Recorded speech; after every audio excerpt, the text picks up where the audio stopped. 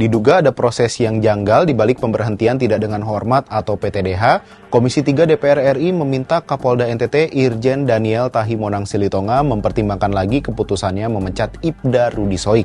Permintaan ini disampaikan Komisi 3 DPR dalam rapat dengar pendapat dengan Kapolda NTT serta Kapolda Sulteng di Kompleks Parlemen Senayan, Jakarta, Senin 28 Oktober 2024. Bagaimana kelanjutannya?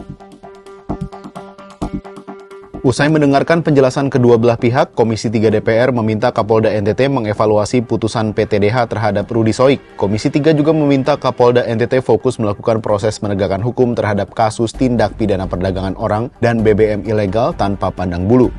Permintaan agar Polda NTT membatalkan PTDH terhadap Ibda Rudi Soik antara lain disampaikan anggota Komisi 3 DPR dari fraksi Demokrat Beni Kaharman. Beni menilai keputusan PTDH itu sangat tidak masuk akal. Ia menduga dasar pemecatan adalah motif balas dendam oknum petinggi di Polda NTT yang dulu pernah berhadapan dengan Rudi Soik pada kasus tindak pidana perdagangan orang.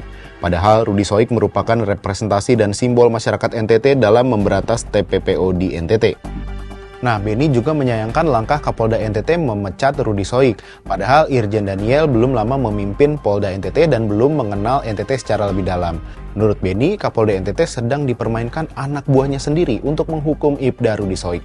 Beni meminta Kapolda NTT berhati-hati betul menangani kasus Ibda Rudi Soik. Di sisi lain, DPR memang tak punya kewenangan mengintervensi hukuman yang diberikan Kapolda NTT kepada Ibda Rudi Soik. Akan tetapi, Beni menyebut ada kewajibannya sebagai anggota DPR untuk meminta pertanggungjawaban Kapolda NTT dan jajarannya terkait pemecatan Ibda Rudi Soik tersebut.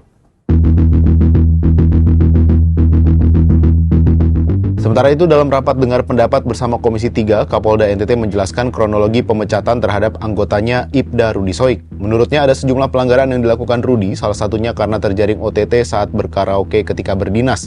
Setelah itu, kata dia, sudah dilakukan pemeriksaan dan pemeriksaan saksi-saksi, dan pemberkasan sampai kepada peradilan kode etik. Hal itu dilakukan karena lingkup yang dilakukan oleh para terduga pelanggar ini adalah lingkup etik. Adapun anggota DPR RI Rahayu Saraswati menyebut akan melapor ke Presiden Prabowo Subianto jika nasib Rudi Soik tidak ditindaklanjuti dengan jelas oleh Polri. Keponakan Prabowo itu menilai bahwa Rudi Soik telah membongkar kasus mafia subsidi BBM yang merugikan para nelayan di NTT. Namun karena tugas itu, Rudi justru diterpa pelanggaran kode etik hingga dipecat. Nah, selanjutnya, Kapolda NTT menyebut Ibda Rudi Soik berhak mengajukan banding atas putusan Hakim Kode Etik. Daniel menyatakan akan menunjuk langsung Hakim Sidang Banding Rudi. Mereka yang akan menilai memori banding Rudi selama 30 hari. Sampai jumpa di Bahas Peristiwa berikutnya.